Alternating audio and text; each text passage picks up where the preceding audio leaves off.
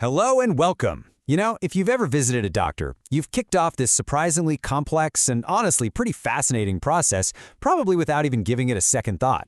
Today, we're going to demystify that whole thing and follow the incredible journey of a medical claim, all the way from start to finish.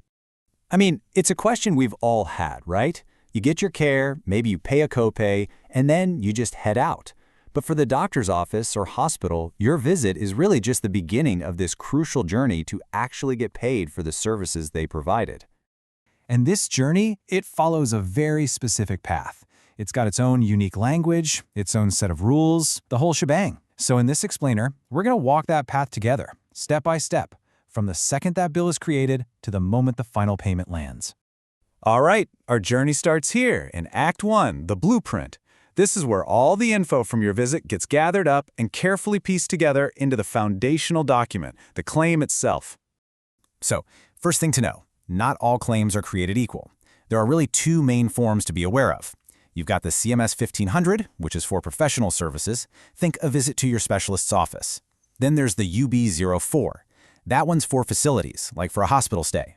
Basically, one's for the doctor's expertise, the other is for the building's resources.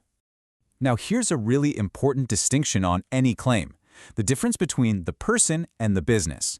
The rendering provider, that's the actual doctor or nurse who treated you. But the billing provider is the official company, the hospital or the practice that sends the bill and gets the check. And believe it or not, these two are often not the same.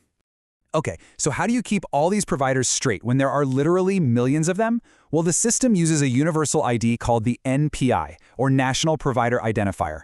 Every single provider, from a single therapist to a massive hospital, has a unique 10-digit NPI.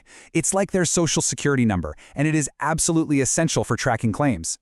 And working right alongside the NPI is the tax ID. So, while the NPI identifies the provider for care, the tax ID identifies the billing provider for, you guessed it, financial and tax reasons. It's how the IRS knows who's getting paid. So, simple way to remember it: NPI is for care, tax ID is for cash. The claim also has to tell the story of where and when everything happened. A simple 2-digit place of service code can tell the insurance company if you were in an office, an ER, or even at home. And for hospital stays, the admission and discharge dates are what frame that entire episode of care. Now, on those bigger facility claims, those UB-04s we talked about, you'll find even more specific codes. The bill type and frequency code, they give crucial context to the insurance company. Is this the very first bill for a hospital stay? Is it a corrected version of an old bill? Or is it the final one that closes everything out? These codes tell them that. Look, mistakes happen, right? So when a claim goes out with an error, the provider can't just send a new one. Nope. They have to either submit a corrected claim to fix that specific mistake, or, if the whole thing was just wrong, a void claim to completely wipe the original one off the books. It's a really rigid process, but it's what keeps the financial record straight. And that brings us to Act 2. Once the claim is built, it doesn't get dropped in a mailbox, oh no. It sets off on a journey down a digital highway, connecting the doctor's office directly to the insurance company. The language spoken on this digital highway is called EDI, which stands for Electronic Data Interchange. You can think of it like a universal translator for computers.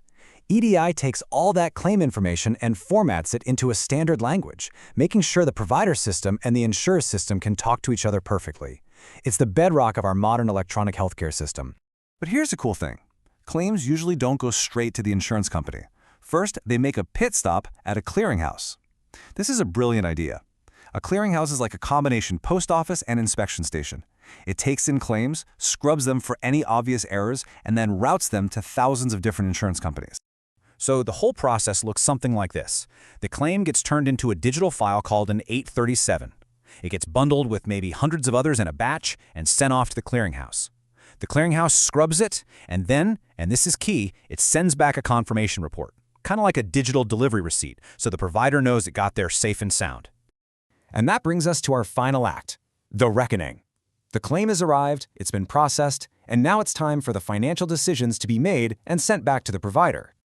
So when the insurance company finally sends the money, the provider's office has to record it. This is called payment posting. It's that critical accounting step where the payments are matched up with the right patient's account. This can be done by a person literally typing in the numbers, or, more and more, by software that does it all automatically. Now, listen up, because this is a really key distinction. You, as the patient, you get an explanation of benefits, or an EOB. It breaks down all the costs. The provider, they get the exact same information, but it's in a digital file called an ERA, an electronic remittance advice. It's the same data, just presented for two different audiences. Okay, this slide breaks down the fundamental math of a medical claim, and it's so important. Let's just walk through it.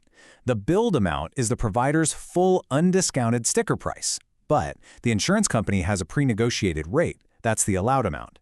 The difference between those two is called the contractual adjustment, and the provider just has to write it off. Then the insurance company pays its part of the allowed amount, and whatever is left over, that becomes the patient portion. So what happens to that contractual adjustment amount we just talked about? Well, sometimes a provider might try to bill the patient for that difference. That practice is called balance billing, and for any provider who's in network, it's almost always forbidden by their contract.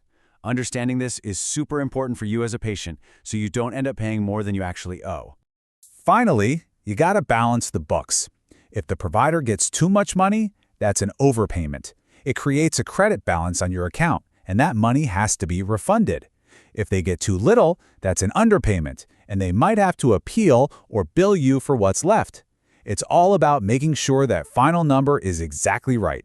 And there you have it, from a simple office visit through a super complex digital journey, all the way to a final financial settlement. That is the life of a medical claim. You've got the blueprint, you understand the language of the digital highway, and you can decode the final payment. So the real question is, now that you speak the language, what part of this giant puzzle should we tackle next? Thanks for tuning in.